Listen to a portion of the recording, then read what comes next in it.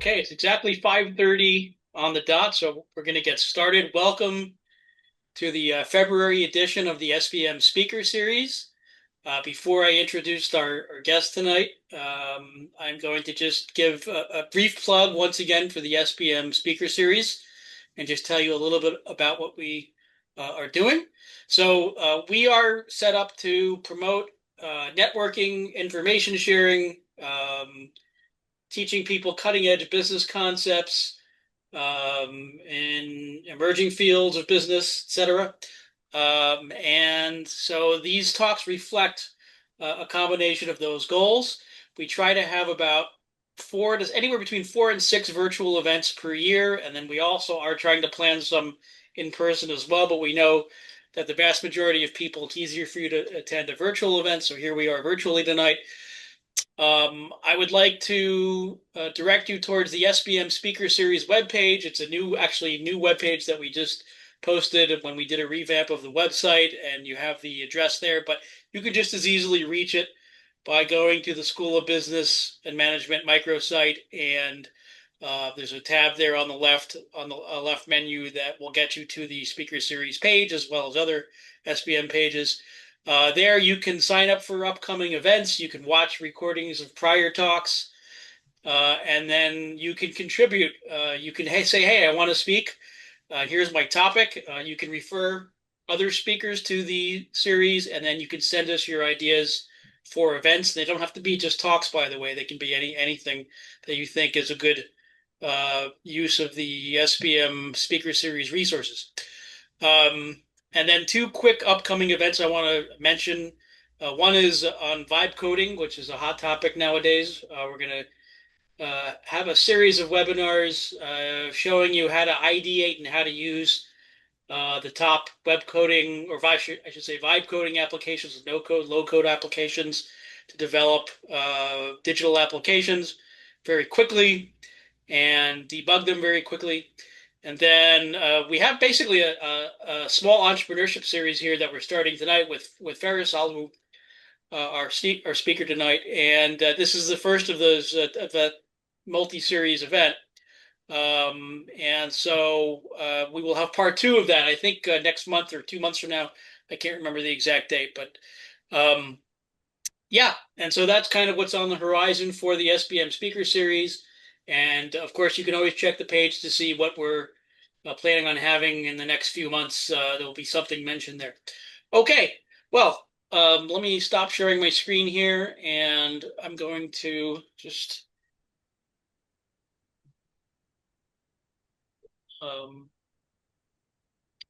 tell you a little bit about our speaker tonight. I don't want to say too much because I want him to tell you the story and fill in the blanks. So we are fortunate to have with us tonight Feras Alhlou. His first foray into entrepreneurship began when he had a layoff notice from a telecom startup that he joined after moving to Silicon Valley. And now, 20 years later, he's a seasoned entrepreneur, and he's founded and scaled 7 businesses, including an 8-figure digital marketing consultancy that he sold to global media giant Dentsu, which, if you don't know, is one of the biggest advertising agencies in the world, marketing advertising agencies in the world, happens to be in Japan. He's advised over 150 founders, and he's on a mission to help entrepreneurs in the consulting and services space start and grow stronger and smarter. He's also an author, a speaker, a board member, and near and dear to my heart because I'm a black belt myself. He's got a 4th degree black belt in Aikido. Maybe one of these days him and I will have a sparring match.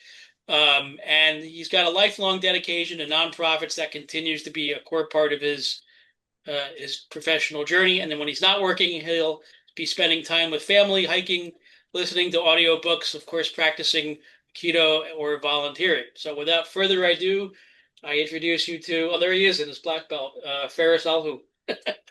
Jordan, thank you so much. Oh, we got to talk about the black belt one. That one I didn't know.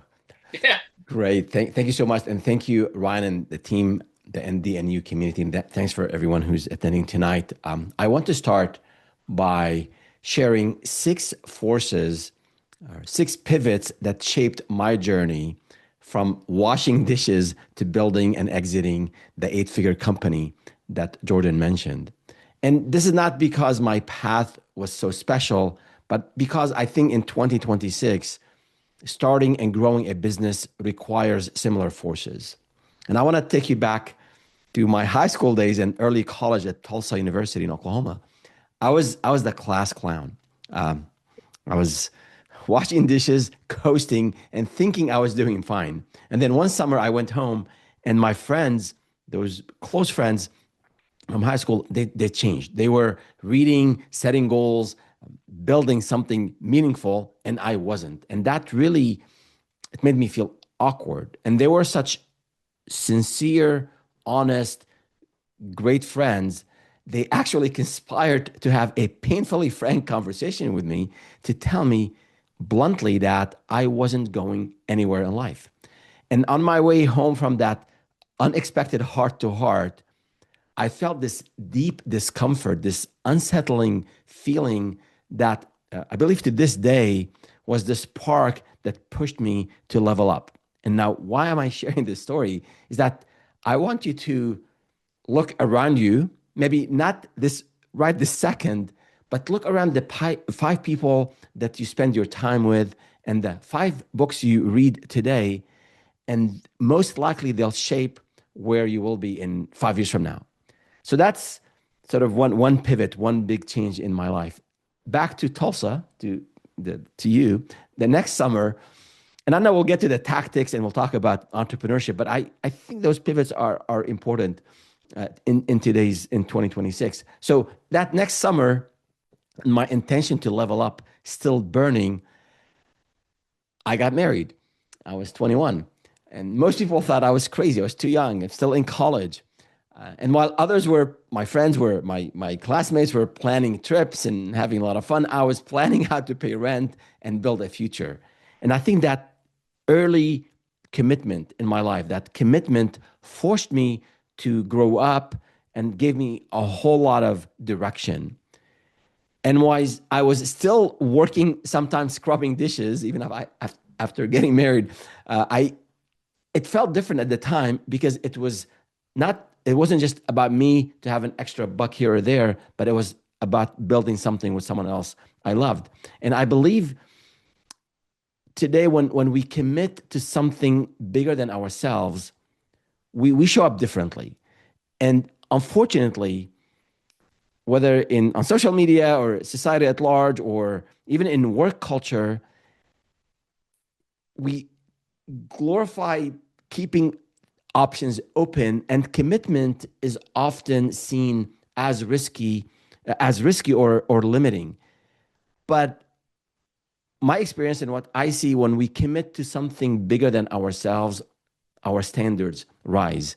So whether it's committing to your co-founder, it's committing to your employees, committing to your life partner, to your spouse, to your parents, to your professor, that commitment will in a way work wonders in raising our standards to do better.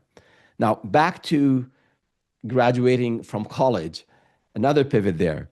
I did manage to finish college, graduated with an engineering degree, but gullible me, I thought I'd get a job offer or job offers would be flying in from left and right, but none came. I think I had one interview. I had a young family, had to support, so I had to come up with something quick. So with the help of two friends, I bought a tiny restaurant. So yes, I'm back to washing dishes. And that didn't look progress. After all these years into engineering, I'm back washing dishes.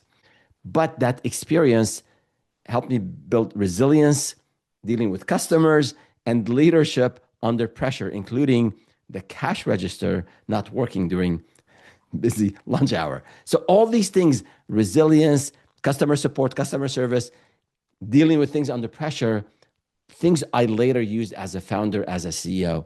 And sometimes when what looks like a step back in our career or sometimes in relationship is actually skill building in disguise. So with that restaurant, worked for a bit, and then eventually I landed what I thought was the dream job, a good title in engineering and good salary.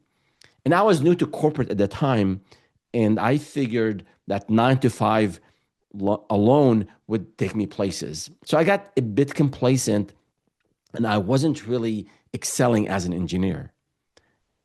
And we had about 250 people at the time in that company. Then came a mass layoff. More than 50% of the company, basically, people were let go.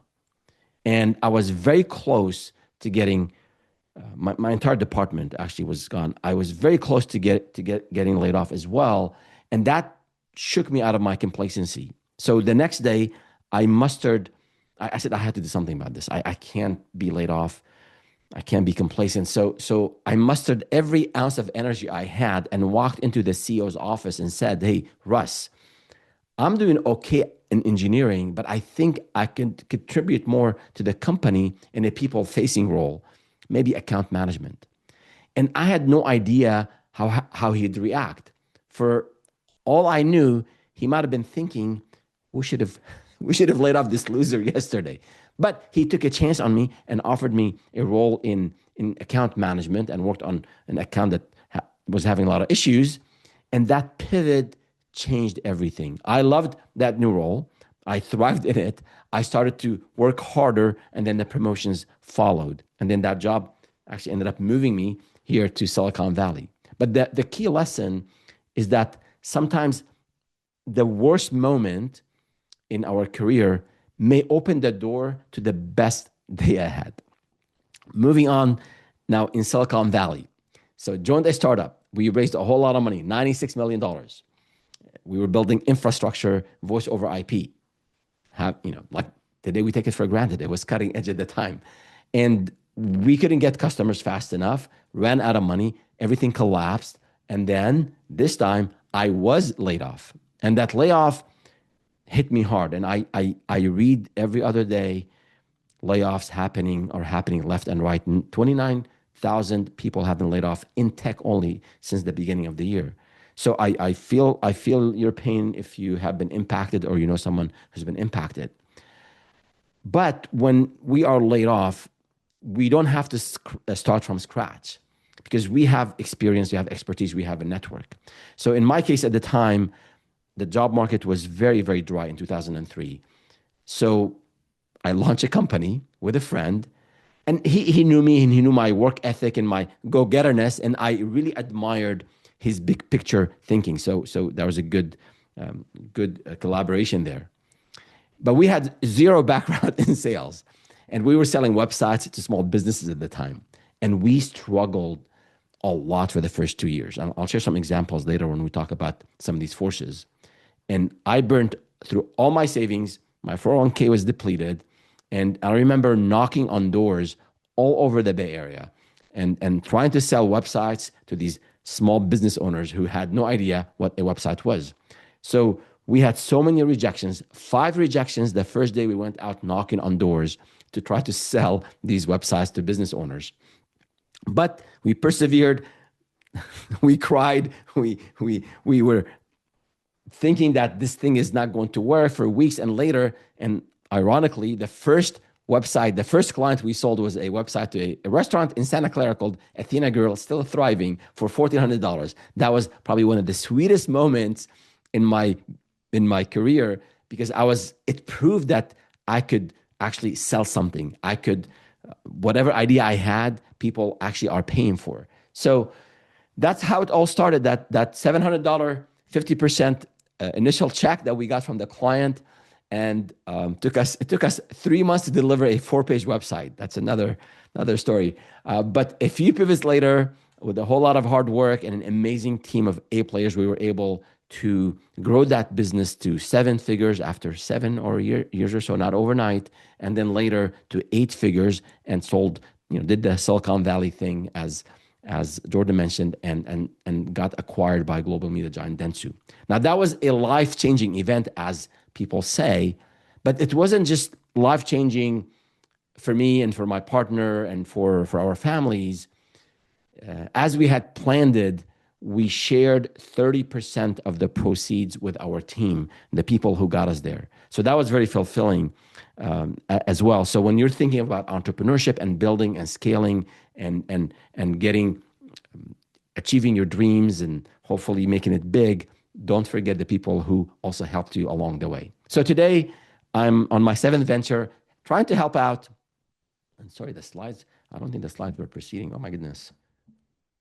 Uh, Helping our entrepreneurs avoid the mistakes that I made and navigate through these messy early stages, navigate those faster and with fewer scars.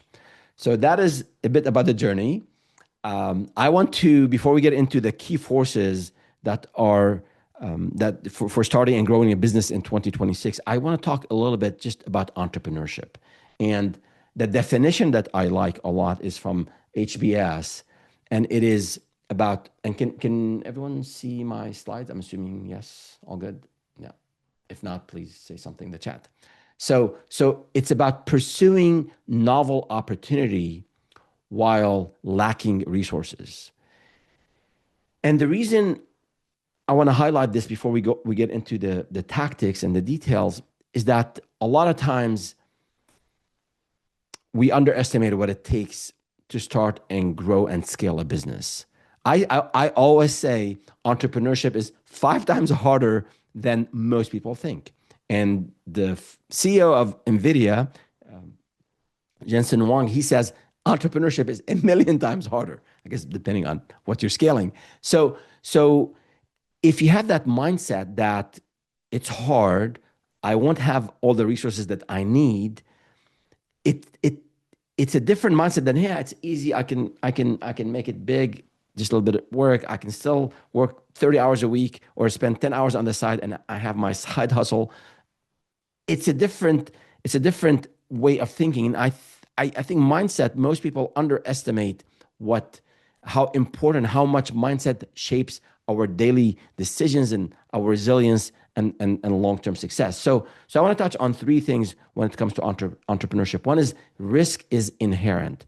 And no matter how you look at it, no matter what you see on YouTube and on social media, uh, success is not guaranteed.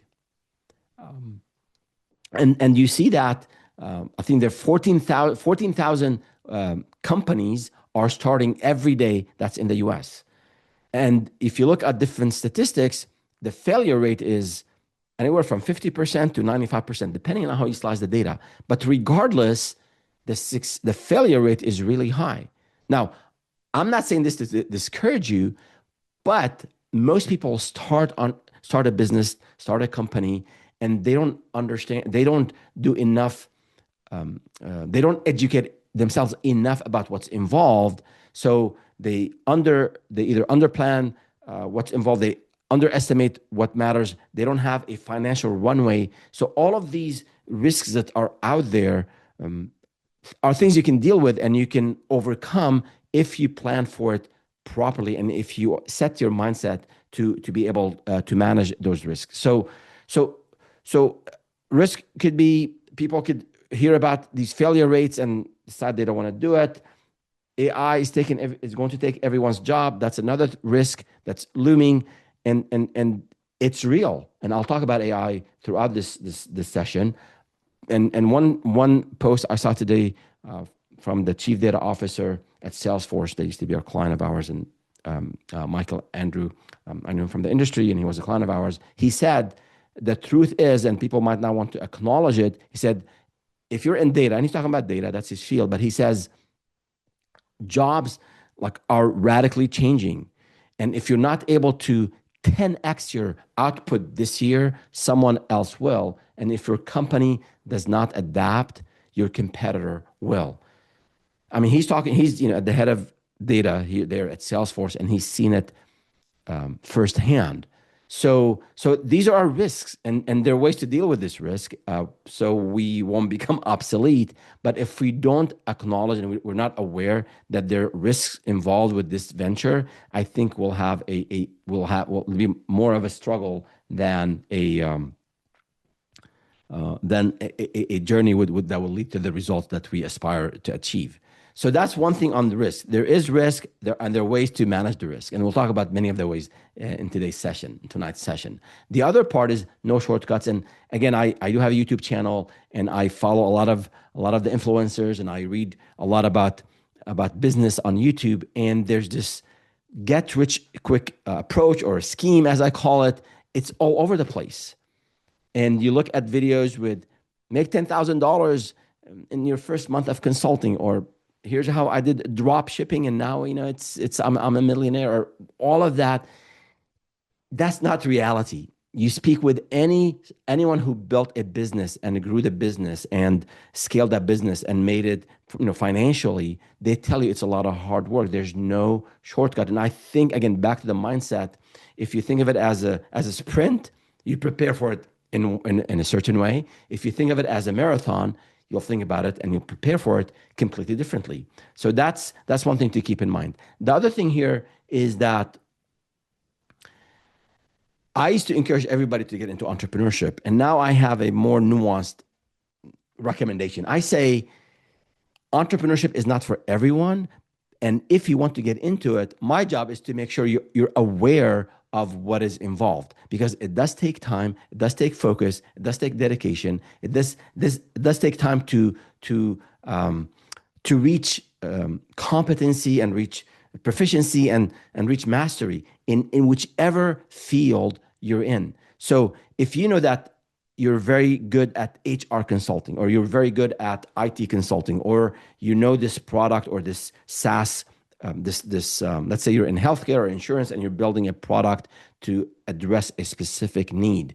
That's good. You know this stuff, but also you know that you have to learn sales, you have to know marketing, you have to know how to promote, how to become a walking billboard to tell people about your service or your product. So there are no shortcuts to learning these new skills. And I'll talk about some of the skills that are critical to starting and growing a business in a second. But the concept of getting rich quick or shortcuts, no, it doesn't exist. Yes, we can do things smarter. Yes, we can be more, we can automate and we can be more efficient with AI and other tools, but there is no escape of, putting time, putting effort, and putting a lot of dedication in this effort. And my nuanced recommendation now is, at times there are seasons in life where you have what you need to do this entrepreneurial thing. But if you have aging parents to take care of, you have young ones to take care of, you're about to get married and there are big plans, you're busy, you're working 2 jobs to barely make it. If you're very busy with these obligations, maybe this is not the optimal time to start a new business or to start your venture. So think of it as, I'm not ready today. I have these other obligations. Let me then plan for that season. So maybe in 6 months, in a year, I'll clear up my calendar, my time, my obligations, so I can focus on this thing called entrepreneurship, because it will take way beyond 40 hours a week. And I don't like to put a number on how many hours a week you have to put in to be successful, but I can tell you with absolute certainty that putting 30 to 40 hours a week in a business will not get you anywhere. You might be able to get by and get some revenue, but if you're the type who want to grow the business, to scale the business, to get to 6 figures and then 7 figures, 30 hours a week, 40 hours a week will not cut it. So that is really important. Again, not to discourage you, but I feel after all these years and all this gray hair, I have to tell it as it is. And again, you can be smarter, you can be more efficient, but it does still require a whole lot of work. And the last point here is, let's see, make sure my slides are working, is about falling in love with the idea. Most founders have this syndrome initially. You think this is the greatest idea, the best product. You can deliver the service better and faster and more economically than all other competitors. My friend, make sure you vet this idea. So instead of falling in love with the idea, fall in love with the problem. And this is the title of a book by the founder of Waze, so give him credit, Uri Levine. And he basically spent the whole book about the importance of for founders to understand the pain points, the problems, the desires, the aspirations of their clients. And once they spend more time on understanding all of that, they're more likely to come up with solutions, to refine their solutions to address those pain points and needs and wants and wishes of their clients. So that's a really important factor. It's good to be maybe passionate about something and you have the skills and the expertise and the network and the resources behind a specific thing that you like and enjoy. But falling in love with the idea without the proper vetting is a formula for not for an idea or a business that's not very viable. So that is these are some thoughts on entrepreneurship. I can pause here and see if we have any comments or questions, or maybe you disagree with something I said, or you have a different perspective. I'd love to hear from those of us here joining, and if not, I can proceed to get into the forces behind starting and growing a business this year. So let me just pause for a second. If you've got any questions, please put them in the Q&A at the bottom at this point. While we're waiting, actually, I do have a question for you to pick up on what you said about your more nuanced recommendation. I'm wondering if there's some kind of litmus test, and it's probably not just one thing, it's probably a series of things that one can use to determine whether they're entrepreneurship worthy, entrepreneurship ready.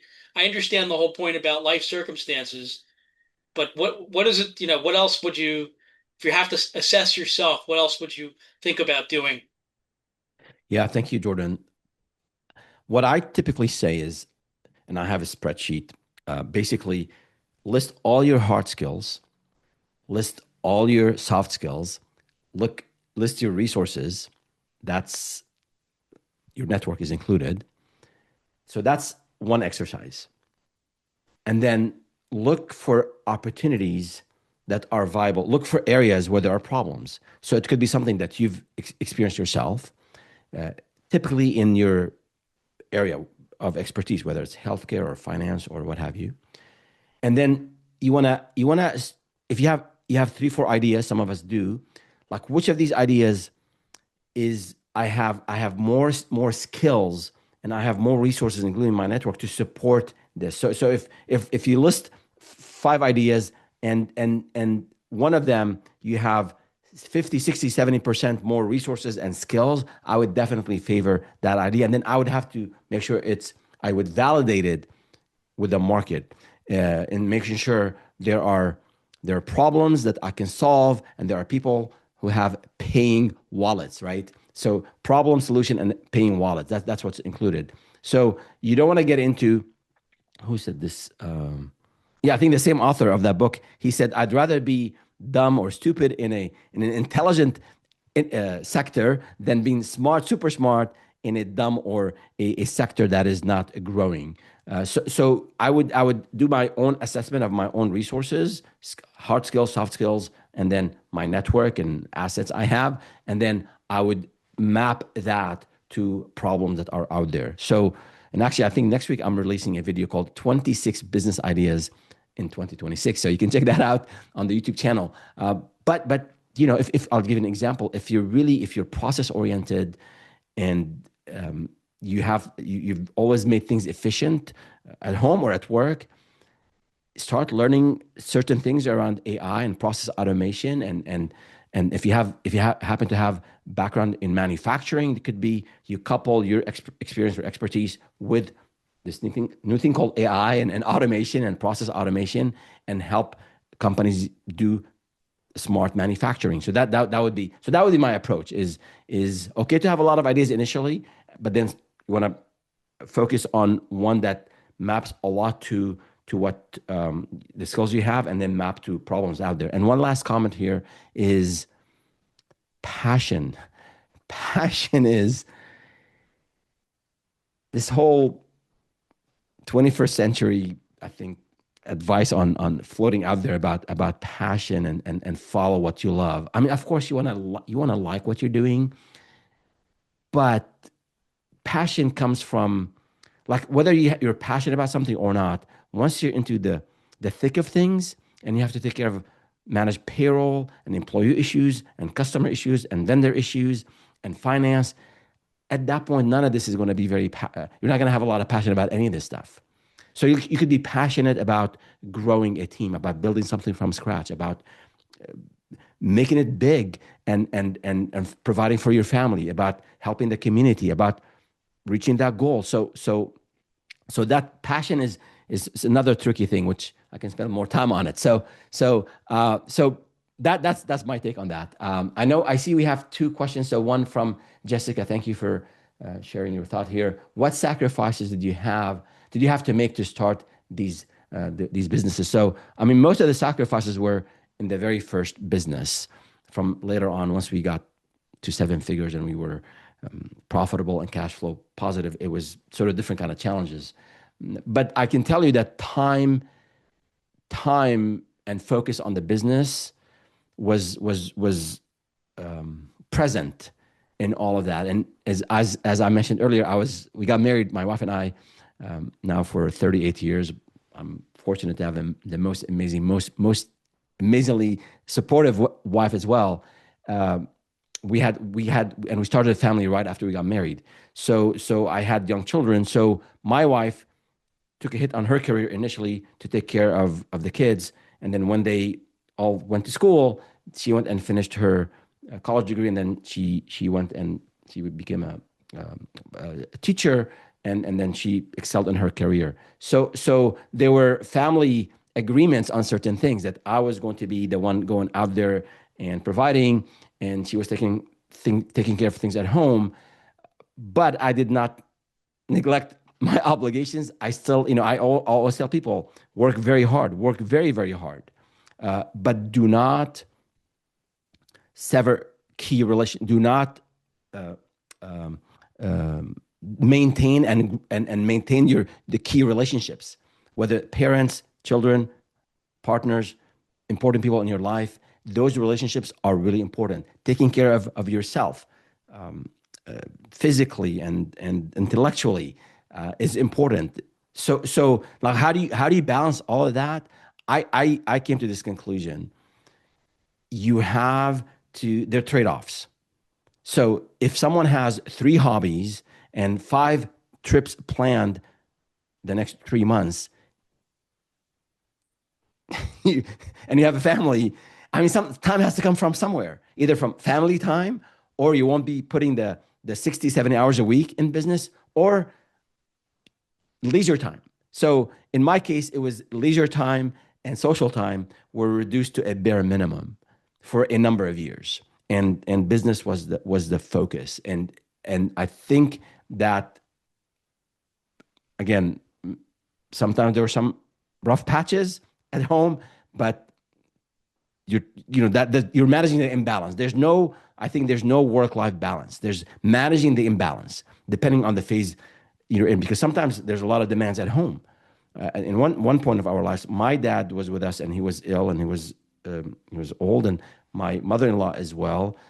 My wife was managing that relationship remotely with helpers and whatnot. So it was a very, very tough time for us at home, and I couldn't put as much time at work in that phase. So you have to make certain decisions, but I think you can keep key relationships in your life and stay healthy and fit and active, but leisure time and maybe social time you have to take a hit on that. At least that was my experience.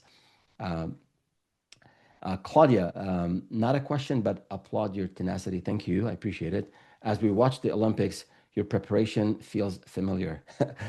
All right. Well, thank you. Lastly, I admire your nimbleness and being okay, even if the only option when pivoting. So yeah, thank you, Claudia. I appreciate it. I mean,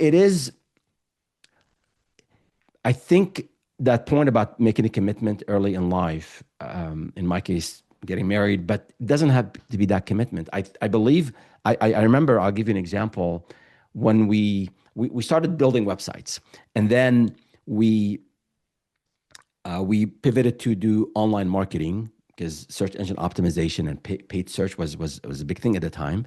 And then we also got into analytics to measure marketing and measure the effectiveness of marketing. And that was new thing. And then Google became a key player in analytics. And later we became the number one analytics provider, Google, number one Google partner. But in that early phase when we got to be known as an analytics um, a consultancy, a premier one, I got a call from Google.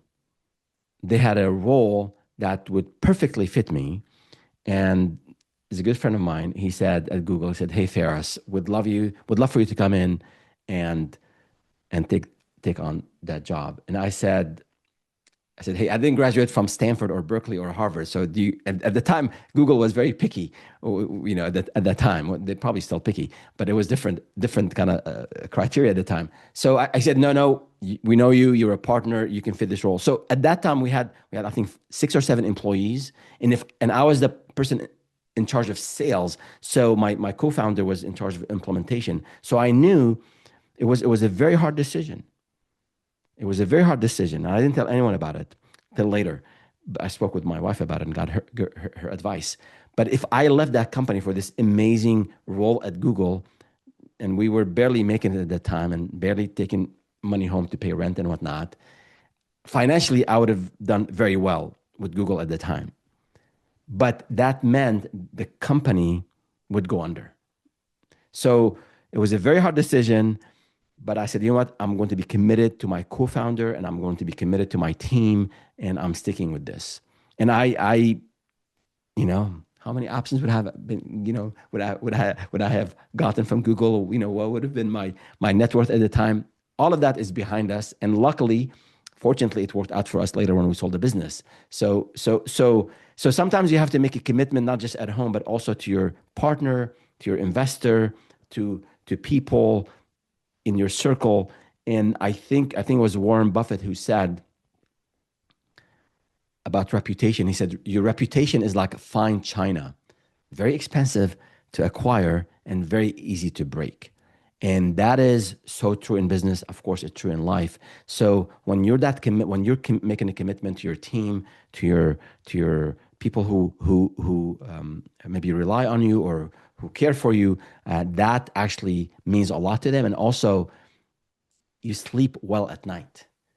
So again, thank you for your comment, and sorry for going a bit on a tangent there, but I appreciate it.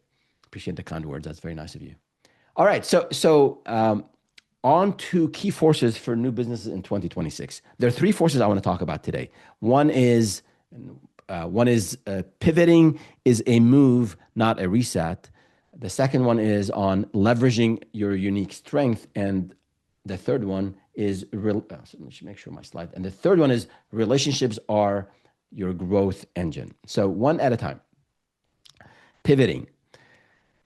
So Jordan, you like that? I'll use some martial art examples here. So so when it comes to pivoting, and as you heard from my stories and my pivots, it's just the part of life. We all experience them.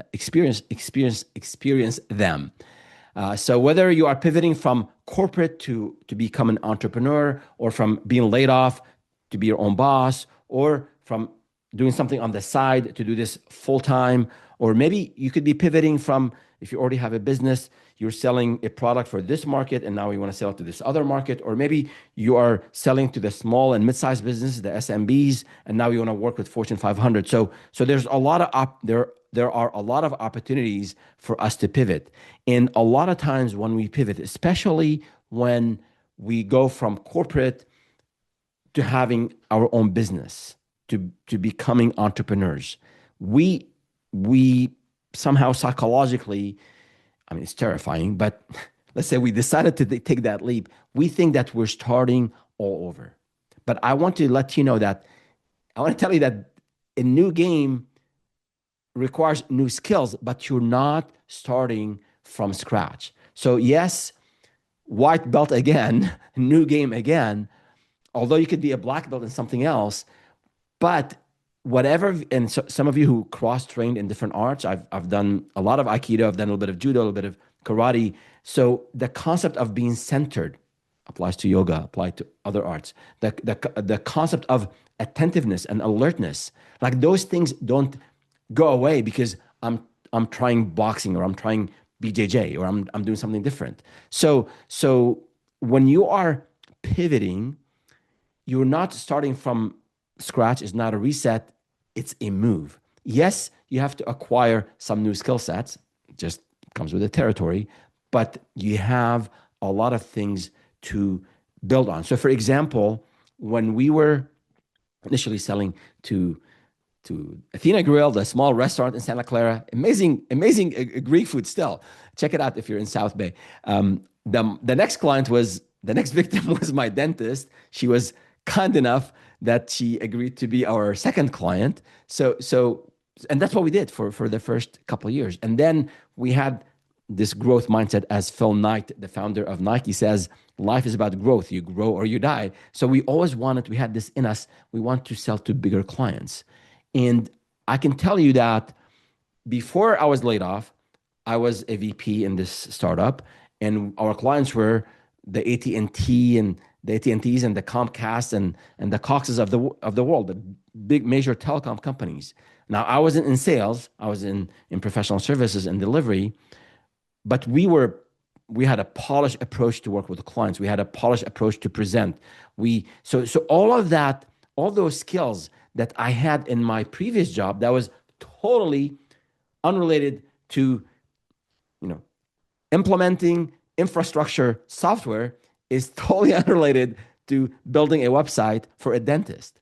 But the skill set that we had in terms of client management and being polished, that showed up when we were selling to these small business owners. And later, when we pivoted to move away from selling to small businesses and worked with the enterprise, those skills came to play and they helped us a lot. And I remember getting this consistent feedback from all the small business owners. They would say, Feras, like none of our vendors is as professional as you are. You show up on time. You send the proposal when you say you say you want to send it.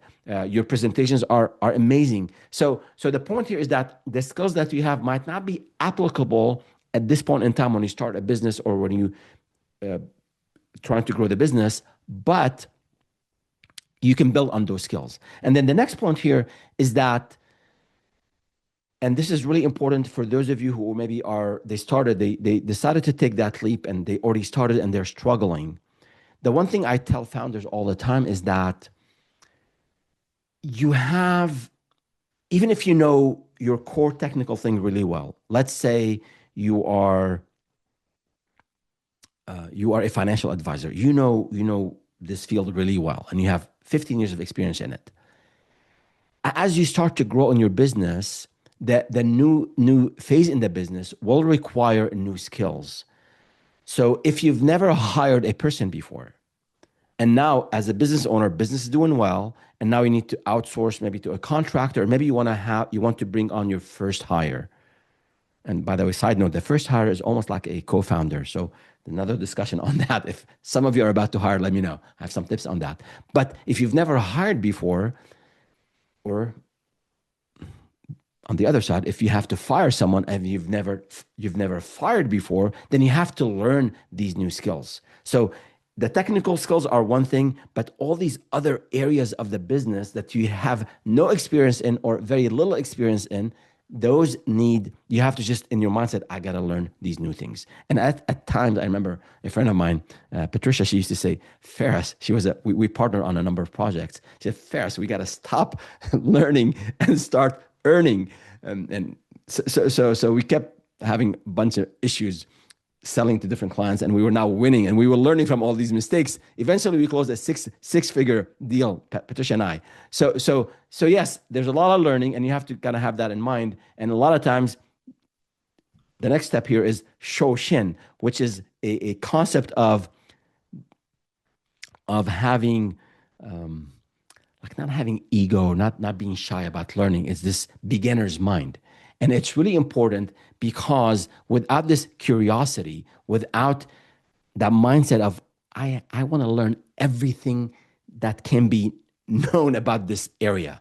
If you're a consultant, again, if you're a product company, you got to learn about the product and the features and the capabilities and the benefits. If you're in service and consulting, like I want to know, I want to be the person, the consultant that people in the industry would point to and say, this person, she is an amazing HR consultant. He's an amazing IT consultant, you name it, right? So that curiosity of learning what's new, what's evolving, like in your space. If you are in IT consulting, I would make sure I would dedicate half an hour a day or a couple hours on the weekend to learn about every AI tool out there that has to do with my domain. I can think all day long and all night long that AI will replace me. And of course, there are societal aspects and their worldwide aspect to AI. And I follow what all these big shots at the AI companies talk about. And I understand the impact on humanity. I mean, these things could potentially happen, some of the worst case scenarios.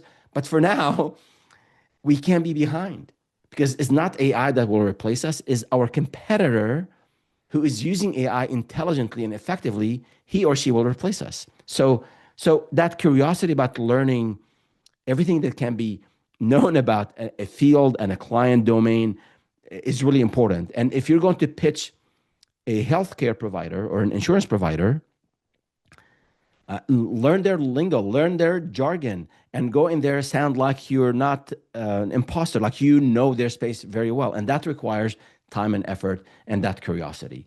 So another thing is, I mentioned dabbling with new tools. Like I'm not like a crazy early adopter, but I want to make sure I'm not left behind. That's sort of my competitiveness. So I'm always looking around for, is there a new tool? Like we just published a video on proposals, and it's an hour and a 4-minute video on proposals, how to do winning proposals in 2026. And I did a whole lot of research. And then in that process, I came across amazing tools to do proposals. I thought I knew everything that can be. I've done over 2,000 proposals in the last 20 years. So I thought I knew everything to be known about proposals. Guess what? They're new things. So that curiosity, dabbling with tools and getting free demos, and that is really important. And I think sometimes you're super busy in delivering to a client or in a specific phase where you don't have as much time to put into learning new things. But I would make sure it's a habit that you develop to keep up to date on what's going on in the industry, your client's industry, your own industry, attend conferences. There's a lot of stuff you can do these days, online if you can't travel, but having that curious mindset is really, really important. So let me pause. So that's the first point in terms of when you're pivoting, you're not starting from scratch. It's not a reset. It's a move. Leverage the skill sets that you had, and also always have that curious mindset and dabble with tools and work on the side on project that will help you reach mastery faster. So before I go to the next force about leveraging your unique strength, any questions or comments? Got a question for you. So you mentioned that your first employee is like a co-founder. And Yes, so, sir. yeah, it made me think of this perennial issue that entrepreneurs face is, when you're hiring employees, obviously the founders are motivated, so we'll assume that. It's maybe in minority of cases it's not true, but let's assume it is. The employees who either are getting no equity or a small share of equity, or even if it's a big share of equity, but equity can be worth zero, or you could have negative equity in some cases. So how do you motivate those employees when the future is uncertain? How do you because you have to work yourself to death to make this thing succeed. So how do you get them on board with that? Yeah. So a great question. So I'm not referring to a freelancer you get to help you on a specific thing, or a contractor to maybe help you with a delivery. If you're bringing your first hire, and it could be part-time to full-time. That's what happened with my co-founder, for financial reasons, purely. So just like you think about founders, I mean, if you bring someone junior, it's different because you're training them and they're helping you out. But if you're bringing someone with experience, I would think of this first hire as a co-founder, with or without equity. So look for things like, do they complement you in terms of skills? You're great in sales or marketing, they're great in implementation and delivery, or vice versa. You are also in personality and worldview. You are a great big thinker, big picture thinker. They're very detail oriented. You're the believer type, the optimist, and they're the, I don't want to say pessimist, but they're very deliberate. And this is me. I've in all my ventures, I've always had co-founders. And in a couple of them, the first employee ended up becoming a co-founder. So I am sort of that, the go-getter. Let's close this deal. Let's make it happen. We'll figure things out later. My co-founders happen to be always, I don't know, maybe opposites attract, is they're more deliberate typically. And and sometimes this causes tension, but that's a healthy tension because you want two sets of eyes almost always are better than one set of eyes. So I think look for, similarly to how you would look for a co-founder, having those complementary skills, personalities, and also shared values. If you are planning on working 60, 70 hours a week and bring a co-founder, he or she want to work 20 hours a week, that's going to cause issues. The divorce rate between co-founders is higher than the divorce rate in marriage. So for the first employees, if there's no equity, you're not going to expect them to work 60 or 70 hours a week. And also, you might not have the funds to pay them handsomely. So how do you get out of this scenario? What I did, I know what worked for us, is that we looked for either senior talent and we sold them on the vision. I said, I can't afford you now, but can we work out a scenario where you can start part-time, and as we generate revenue from your work, we'll bring you on full-time? Or can we do something where you come in at a reduced salary, and as we make profit, we will increase your salary. And one thing for this to work is that you have to be transparent and you have to be obviously honest and sincere, but you also have to share numbers. And we used to do that at the end of the month, at the end of the quarter, we shared our numbers with our teams. That's just my philosophy on transparency. Just let people show. If you put a quarterly target, let people see the numbers, and if we hit that target, everybody gets bonuses. So you have to have a vision and believe in that vision and be working hard toward that vision. And then a lot of people are looking to work in a place where they're making okay money for a while, but they're contributing a lot, they're learning a lot, they love the environment. And I was actually at an event for BizWorld here at the Computer Science Museum a couple of months ago for BizWorld, a nonprofit that works with young entrepreneurs. And they had Sal Khan from the Khan Academy as a keynote speaker, and he said some of the talent he has, the engineering talent, if they go to Google or Meta or Amazon, they would pay them 5 times the salary. I mean, he said this publicly. But these engineers are staying with him because they're doing amazing work for humanity. I didn't know that they're that big. They have like 300 people now, and it's a $100 million organization. It's a nonprofit. But he said, you have to pay people, middle class, upper middle class salary. Of course, you can't be cheap, but not making more money is not the motivator. Like, and people talk about this Maslow, theory. But if you pay people enough and everything else is amazing, like the type of work they're doing, the contribution, the scope of work, the relationship, they're happy, no drama at home, at work.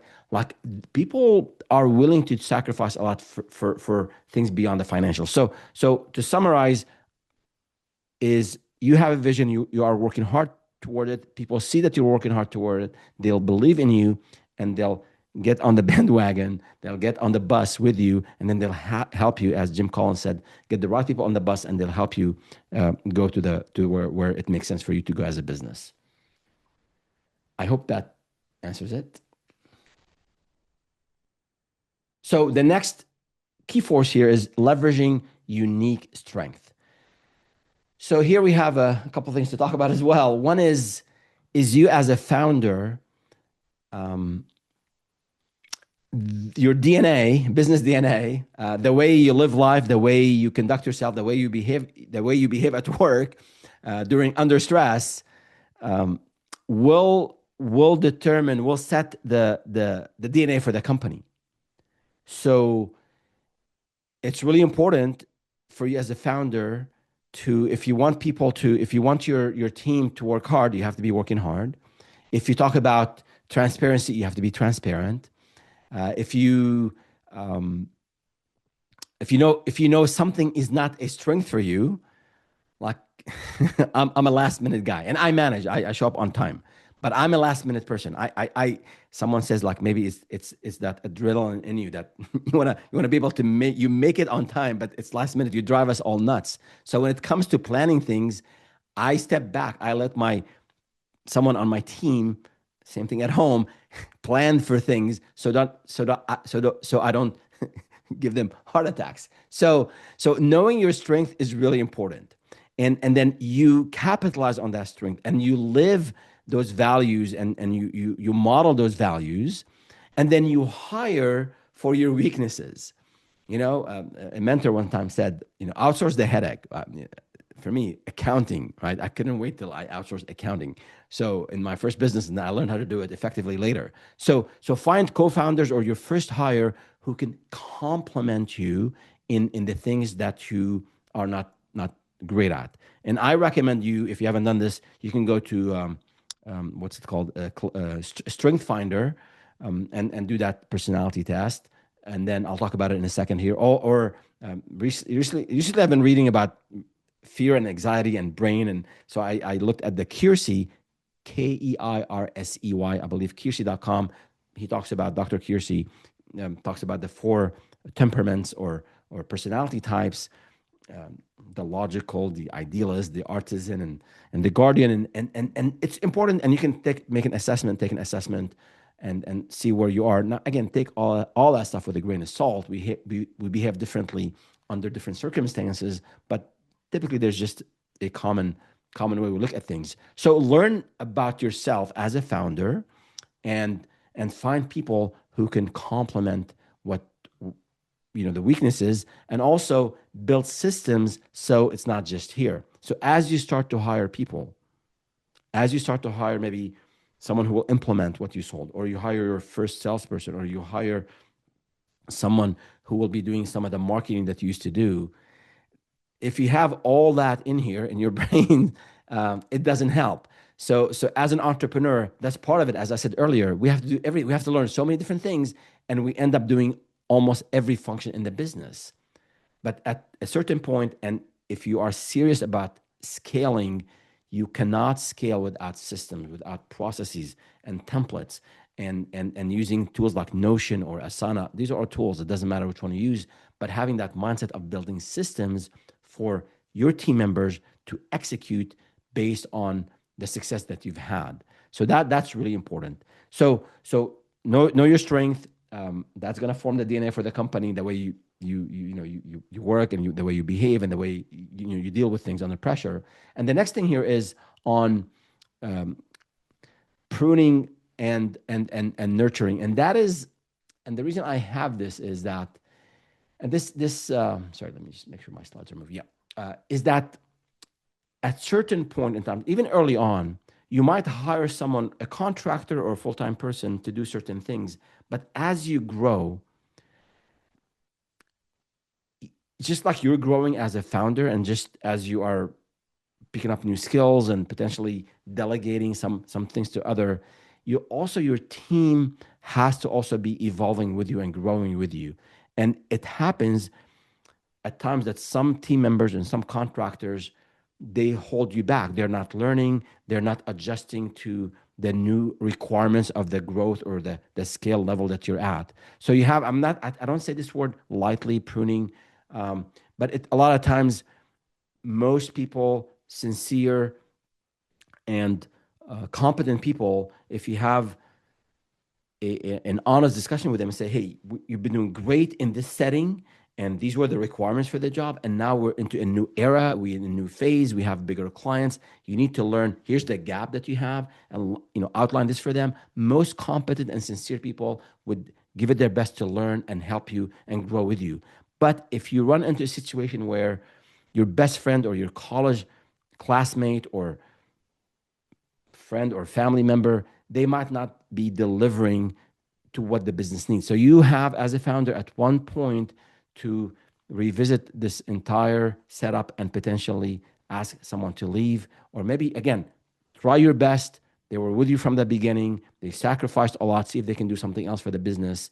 But after many, many trials, many attempts, if they're just not evolving and growing and nurturing themselves, you might have to do the hard task of asking someone to leave. So that's just something. Again, I don't say this lightly, but it is something you have to be aware of. It's not just about hiring. Firing is part of the job of the CEO. And the other thing here, and this is the whole phase fit talent. What worked well when you were selling to small businesses might not, or most likely will not work when you're selling to the enterprise. What worked well when you were serving a specific market, and now you're going to sell elsewhere. The same processes and systems and the talent might not work. So you have to get people to give them the vision, model the behavior, tell them what needs to happen, show them the gap between where they are today and where they need to be, and hopefully I think most people will be there for you, but in some cases they won't. And the other thing here is that pruning not just about people, but also sometimes you have to say no to business.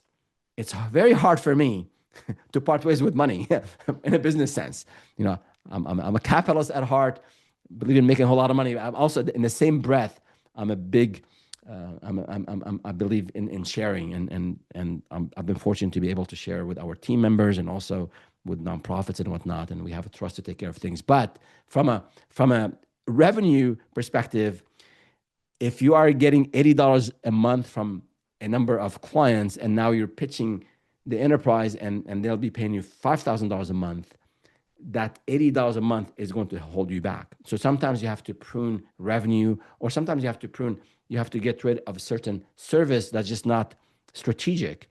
So as this is more for scaling, for growth, what worked well for a period might not work well in another season, and a service or a customer that was your top client might be the smallest client in terms of revenue. So keep that in mind as you're growing.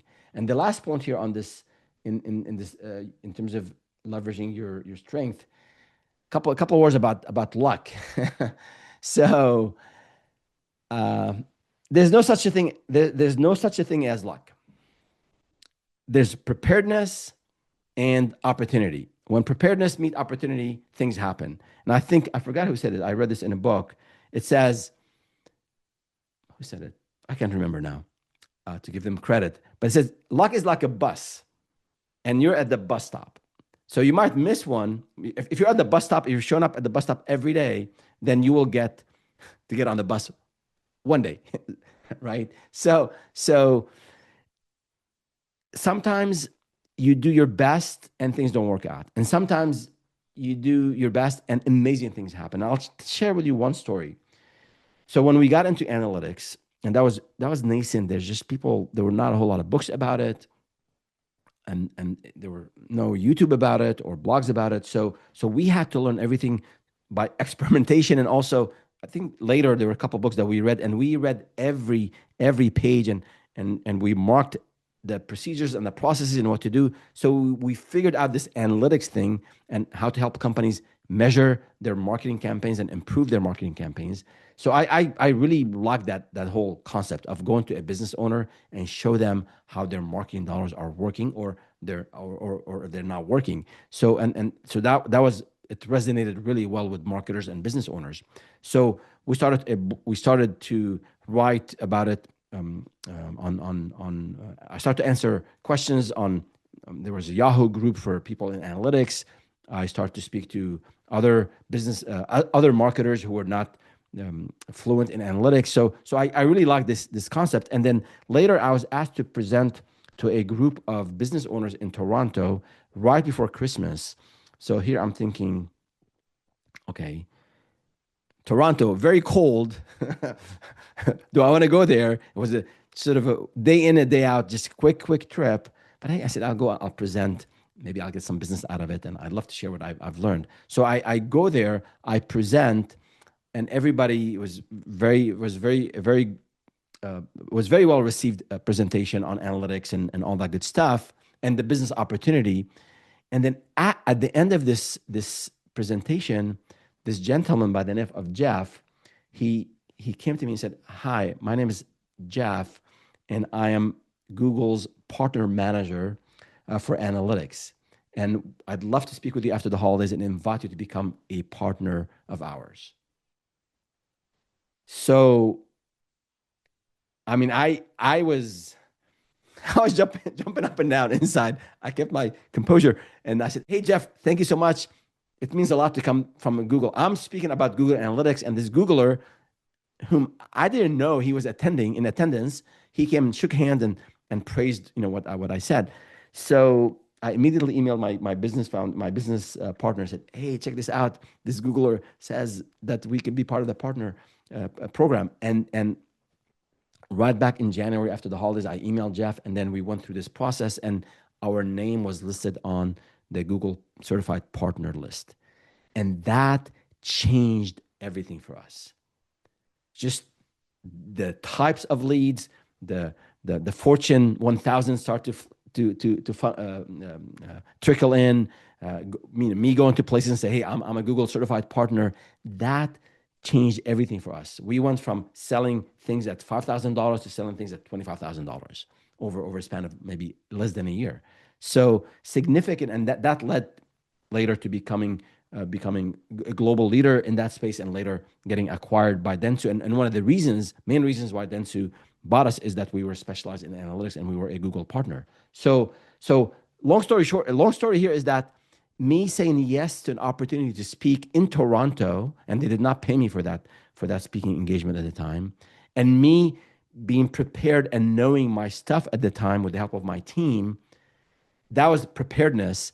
And then the opportunity or luck is that Jeff was there. And Jeff was not actually planning on being there. He was going to see his mom on the East Coast. He became a friend later. And then since he was going to the East Coast, so Google said, "Can you route your your flight to Toronto, go attend that event, and be done with it." So it just happened that he's there, but I was prepared. So you just have to show up every day, and then a lucky day will be there for you. So that is on luck. How are we doing on time? Okay, so we should be wrapping up very shortly here. Let me move on, and then we'll have some time for questions at the end. So the last point I want to talk about here is on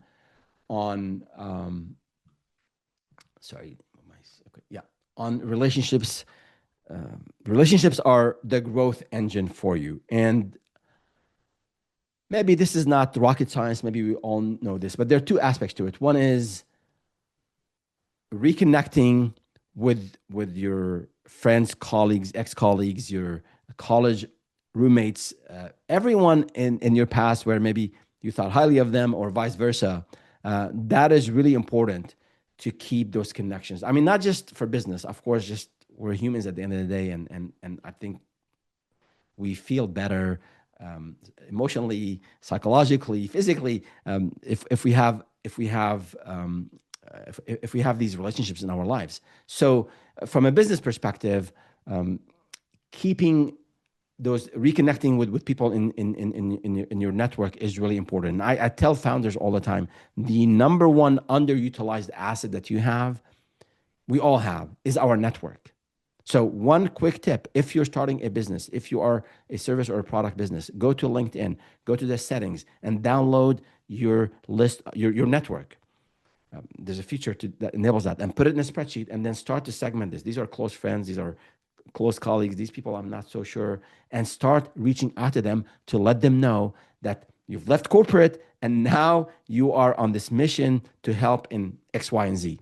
They might need help. They might need help in that area, or they can point you to someone that could potentially hire you.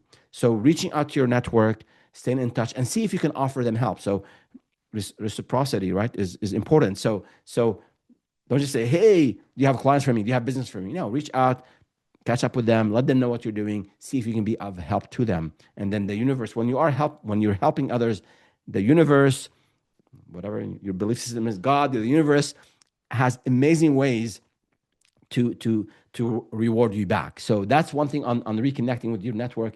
And in the same sort of area, you have to forge new relationships. So I've learned a ton, a ton from peers and competitors. And we've got business from competitors, and we send business to competitors. So um, this mind of scarcity is not helpful. Think of abundance, and I think if you go out to networking events, you go out to conferences, you go out to just where your potential peers and competitors and your clients are, you show up, people see you, you're professional, you learn a lot from those opportunities, and then those could lead to things that a competitor might not have any experience in a specific industry, and you do this might send you business, or maybe they don't work with very large businesses and you want to go after that market, so they send you that lead, and then maybe you know that they work in a specific industry, you send them a lead. It happened, it happens. Obviously it happens after trust is established, after they know you, that you show up, that you're reliable, that you're knowledgeable, and that happens through, again, being out there, being having a good reputation in your business. So that is the last point I wanted to cover tonight, and that is to focus on relationships. I think it's helpful. It's healthy for us as people, and also it's helpful, and it's for business. Only great things come out of networking, because you'll find clients, leads that become clients. You'll find potential partners. You'll find potential investors. You'll find potential employees. You'll learn a lot from out there, and then you're showing up, and people know that you are this professional, that you're this reliable, competent professional that solves a problem for their clients. So with that, happy to answer. I think I have a bit more time, so we're happy to answer questions or hear from you.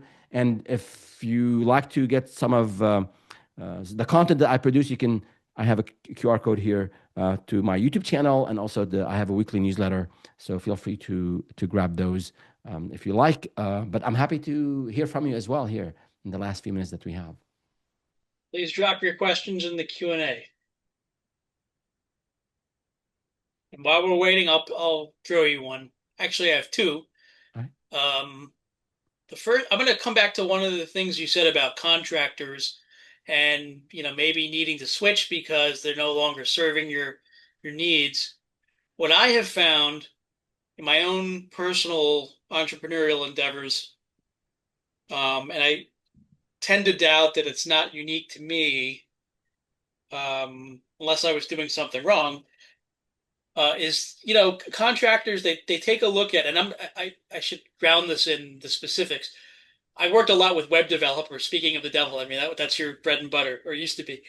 Um, and I often found it very hard for them to fulfill what the exact need was, even when I would express it very, very specifically. You give them product document of some sort, and I would spend tons of time just kind of fleshing out the structure and the architecture, et cetera. And then what I would get back is just, ridiculous. It didn't do anything, and it didn't fulfill the need at all. But anyway, the larger issue is with any contractor. If you look, if you're getting venture money, you have seed capital, you've got money in the bank, and you still have to spend it wisely, but you don't have to worry so much about scrimping and saving when you're paying your contractors. Okay. Right.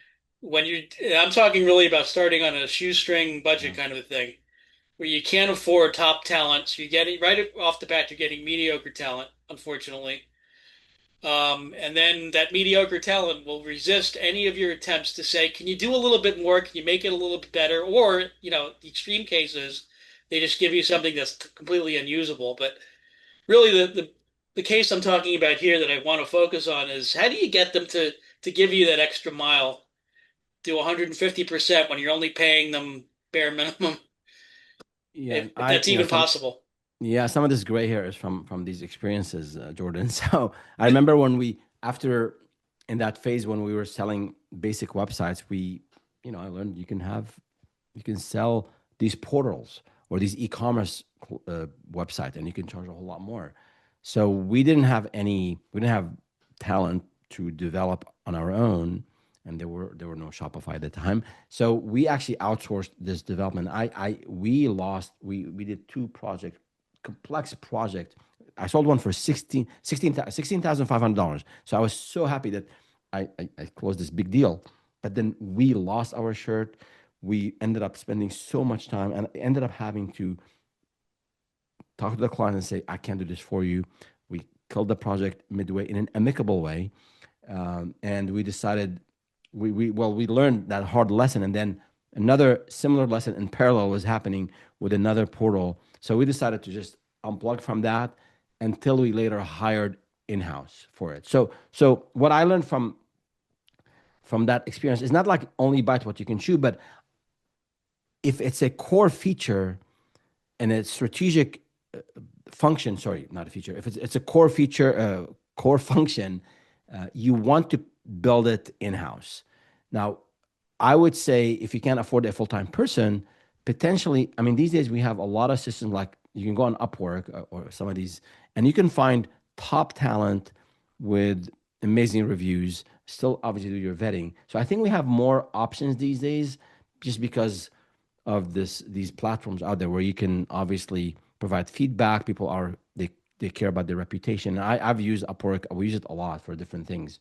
So I would not necessarily go with the most expensive person, but you can offshore a lot of the work these days with some top talent. And I would say from a web development perspective, what typically happens, and that was what I learned the hard way, is there's the business requirements and there's the developer, and there's needs to be a whole lot of translation from like specific from defining the specs and the requirements in a detailed way that minimizes between you and the client, and then between you and the developer. So, and if there's some unknowns and things are not very well defined from a scoping perspective, I would break it down into phases, or I would do it hourly with the understanding with the client and the developer. It's sort of back to back. So I'm not caught in the middle. So those are some of the tactics I've used. Right. We got two And questions. Jessica, thank you. So what are some resources you recommend for someone who is serious about starting a business in 2026? Books, podcasts, websites. Well, you have two good resources on the screen now. You can check out my YouTube channel. Shameless plug here, but it's free, available. We put a lot of time and effort into these videos on every aspect of entrepreneurship. So it's free, accessible. Check it out. And then I also publish the weekly newsletter, free, available to you. You can sign up with that. I mean, it really depending on what phase you're in, but I mean, I think reading about entrepreneurship in general, like mindset, that's good stuff. What else? I mean, there's just a lot. Just be like, if something sounds too good to be true, especially on YouTube and on like Instagram and TikTok, then it is too good to be true. Just like I see these videos and they have like hundreds of thousands of views, like how to make $10,000 a month as a new consultant. Like that is not. It doesn't. There's no way that if you just started out. I mean, it's like the chance of winning the lottery, 1 in 293 million, of getting to like seven figures in the first year. It just doesn't happen. They're just like building a building. There are things that have to happen. You have to build a foundation, first, and then learn other things. So just make sure it's people. I say look for people when looking for advisors or looking for people to learn from.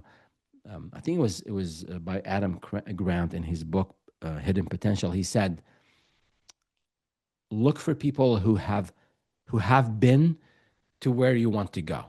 I think you get the best advice from people who have been to where you want to go. So don't take, I can tell you one more thing. Don't take advice from anyone who hasn't done entrepreneurship. About entrepreneurship, you can take advice from them about other things. But if they haven't done entrepreneurship, do not seek their advice about entrepreneurship. Like a guy I was working with, he wants to do IT work. And then he went and spoke with an IT consultant who's been doing IT consulting for 20 years and is still struggling. So I told him, why did you go to and speak with someone who's been struggling for 20 years? And the guy discouraged him, said, no, no, don't do it. It's bad. I can't make money. I said, you can learn his mistakes maybe, but just seek advice from someone who's done IT consulting successfully for the last, 20 years. So that would be, that's my recommendation. Anything else here before we wrap up? Oh, we have one. If you were starting over in 20 with no network and no capital, what would you focus on in the first few months? So no capital, that's one thing manageable, especially if it's a services business. I mean, if it's a product business, software you need to develop either yourself or with AI. Um, I would say what I said earlier in terms of no network. That's a tough one. I would say start building your network today. Start building your network. That's really important. It's for many reasons. Again, not just business. And then look at your skills. What are you really really good at? And then what are opportunities in the marketplace where your skills can people will be paying you to solve problems with those skills. So a bit of a self again assessment and then seeing things, and especially if you map that, also you cross check that with industries you're in. So like someone says, I want to be I want to there's a great book called Niching Up. I think Chris Dyer, they do search engine optimization for attorneys and then for specific type of attorneys, and they work with only like one or two in each city. They like personal injury attorneys. So that's what he focuses on, his entire practice. So they say riches in the niches, and that's so true. Initially, over time, you can expand and serve different markets and do have different services, but initially, like zoom in on one target audience that you can serve really well, and and serve them and get the case study and get the logo and get that the first few clients, and then you can decide if that's something you really like, or maybe you want to pivot to somewhere else. But I would say focus on one problem you can solve with the skills that you have, and build your network. It will come handy in so many different ways. Now, if you live remotely, live in a small town, there's not an opportunity to network. I get it. Then virtual is still available to us, or maybe you can every once in a while, once a quarter, you can travel to a nearby like a regional hub or larger city where there are events. Meeting people in person will force you to pitch, will force you to talk about your business, will force you to you learn from others. So I'm a big fan of people being out there, not just doing things online. Cool. One last question for me, if I could. Of course. Um, One of the problems that would-be entrepreneurs face is overcoming what I call body at rest inertia, right? A body at rest stays at rest. It's nice to dream and plan and write plans and have ideas, but you literally have to do things to get a business going. You have to get registered. You have to obviously find clients. You have to build a website, etc., right? So, what's your wisdom on motivating yourself, keeping yourself in the loop of getting things done when basically you're at the tail beginning of it all and nothing has been done yet? When there's so many excuses to do other things like the dishes and attend the wedding and Yeah, pursue yeah. a I mean, it degree. is how hungry do you want it? And sometimes if you've been laid off, like in my case at the time, like what's your financial runway? So, or if you are working, I spoke with the founder today. They're working in a big company, but they're really passionate about having their own business. And he just had a baby, but he said, I'm got my wife on board, and I'm spending an hour to an hour and a half every night. I'm spending, you know, half a day on the weekend on this idea, and I already have a couple of clients. And so I think, how hungry do you want it? And you got to prioritize it. And if you happen to be, again, if you have time on your hands, so where am I in the business? Am I still brainstorming, vetting the idea? But once you don't need to do a 50-page business plan. You need to do some research, talk to people who are likely to buy from you, research the competition, and then from that point on, it's all about being out there, about pitching. And it's hard. Pitching is hard. Pitching, maybe a bad term for that. start those conversations. Go to your local chamber of commerce and talk to people and see how other people are pitching. So it's really uh, doing, like, from martial arts, Jordan, like a lot of people want to get a black belt, but you have to step on the mat. And you have to take, in Aikido, there's a lot of rolling, that back roll, forward roll, the high fall. It's not easy. Over time, just like riding the bike, just like driving, just like swimming, it was terrifying initially, but then it becomes easy. We don't even think about it. And then you start enjoying it. And then you become better at it. So first step is, first thing to do is step on the mat. And what is the next hard thing to do? It could be sales, it could be marketing. Let's just do it and just commit the time to it. Perfect. Okay. Any other questions from anybody? Okay. If not, I will thank Feras for being with us tonight. A really brilliant presentation, some great Q&A going on. And I just invite you all to come back for the sequel, which I want to say is in April. Don't quote me on that. I think it's March. Is it March? Yeah, Okay, yeah. yeah. Later in March, right? So it's you can register if you haven't registered for it already. It's right on the SBM Speaker Series webpage, and we hope to see you there again when Feras is going to get into what's the topic again? It's on sales fundamentals. Sales fundamentals. So kind of a nicely follows from what we did tonight. The next step.